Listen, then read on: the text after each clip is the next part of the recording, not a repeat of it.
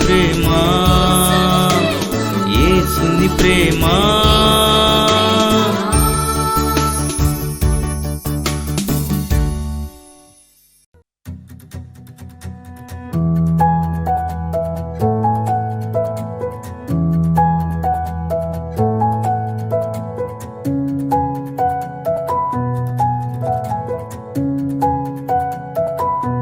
స్తుతి నైవేద్యం.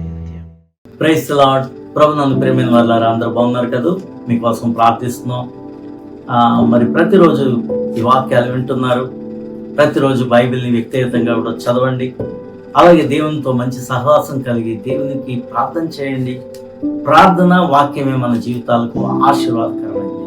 37వ కీర్తనలో 16, 17, 18 వచనాలు చదువుదాం. నీతిమంతునికి కలిగినది కొంచెమైనను బహుమంది భక్తిహీనులకున్న ధన సమృద్ధి కంటే శ్రేష్టం. భక్తిహీనుల బాహువులు విరవబడను, నీతిమంతులకు యెహోవాయే సంరక్షకుడు. నిర్దోషుల చర్యలను యెహోవా గుర్తించుచున్నాడు, వారి స్వాస్థ్యము సదాకాలము నిలిచి. ప్రార్థన చేసుకుందాం. మహాకృప కలిగిన మా తండ్రి, మహోన్నతుడైన మా దేవా, మీకే మహిమ. మరొకసారి నీ దాసుని మరుగు చేసి ఆత్మతో సంధించి నోటికి మాటలు అందించి నీ వాక్యం ద్వారా మా అందరితో మీరు మాట్లాడమని, ఈ వాక్యం మాకు అందరికీ ఆశీర్వాదకరంగా ఉండటానికి సహాయం చేయమని యేసు నామమున ప్రార్థన చేయుచున్నాం తండ్రి.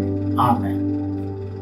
ప్రియమైన వాళ్ళరా, నీతిమంతునికి కలిగినది కొంచెమైనను అనేక మంది అవినీతి పరులకు, భక్తిహీనులకు ఉండే ఎంతో ధన సమృద్ధి కంటే నీతిమంతునికి ఉండే చిన్న సంపద అయినా సరే అది శ్రేష్టమైంది అని దేవుని వాక్యము సెలవిస్తుంది.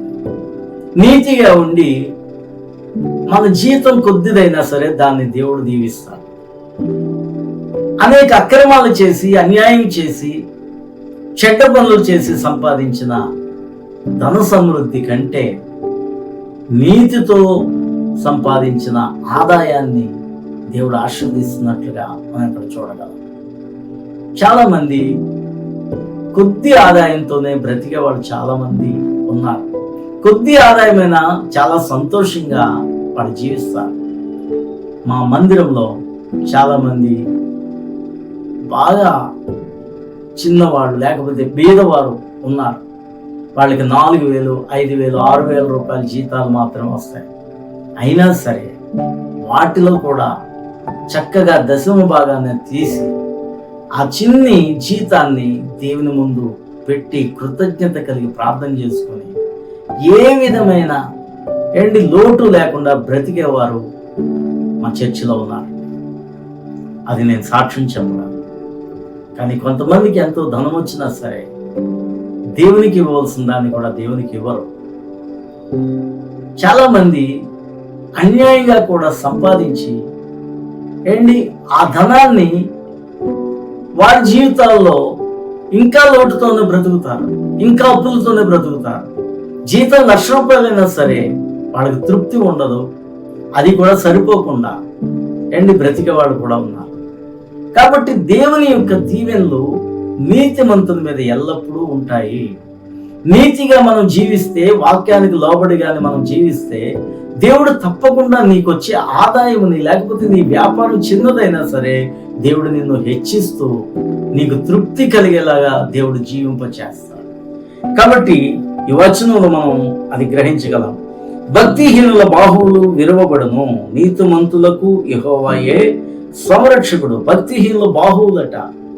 చాలా మంది బలవంతులు ఉంటారు భక్తిహీనులుగా ఉండి, కానీ వారి యొక్క బలము వలన ఇతరులకి ఏమీ సహాయం చేయలేరు.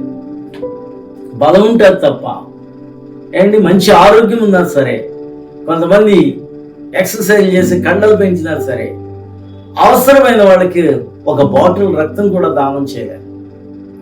ఏమి లాభం నీ బలము? నీ బాహుబలము ఏమి లాభం?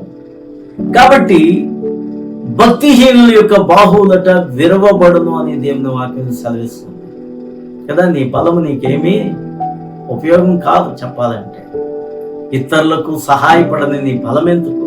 నీ ఆరోగ్యం ఎందుకు? కనీసం వాళ్ళ ఇళ్లల్లో ఎవరికైనా రక్తం అవసరమైనా సరే రక్తం కావాలని ఫోన్ చేస్తూ ఉంటారు, లేకపోతే వాట్సాప్ గ్రూపుల్లో పెడతారు.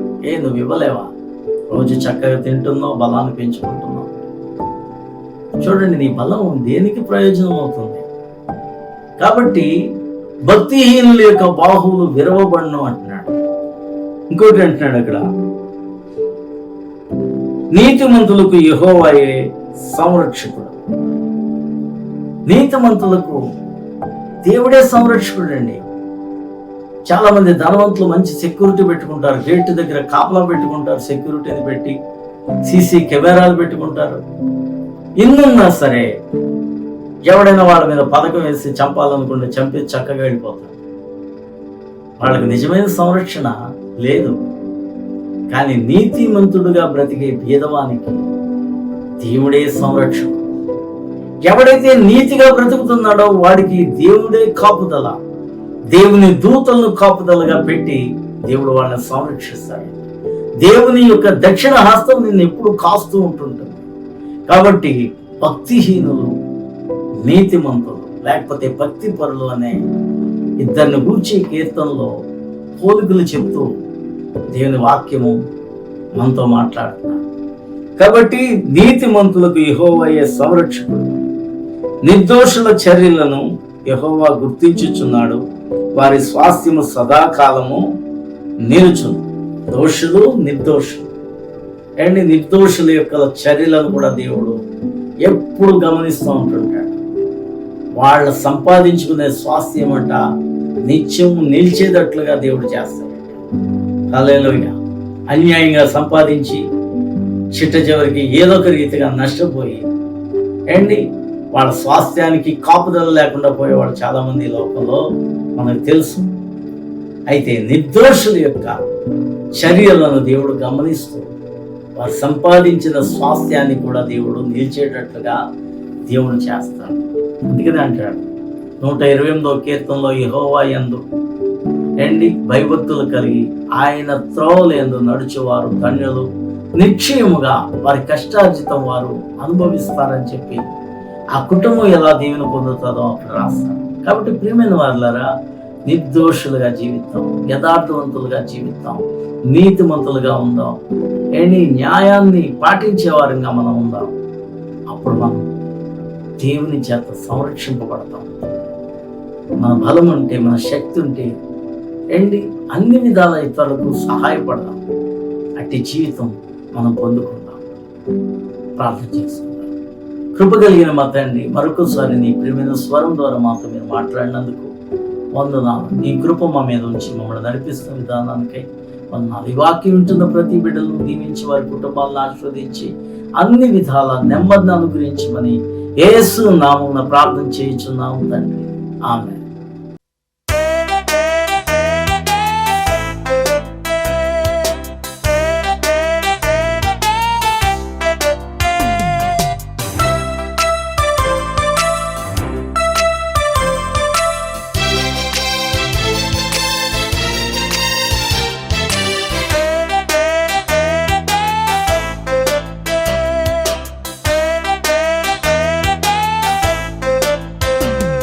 ప్రధాన శిల్పి అయిన యేసు నన్ను చేసెను, తన రూపులో నన్ను చేసెను.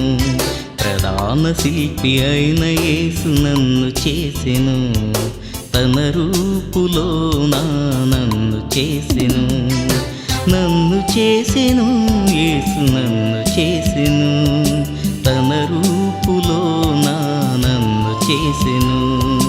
నన్ను చేసెను యేసు నన్ను చేసెను, తన రూపులో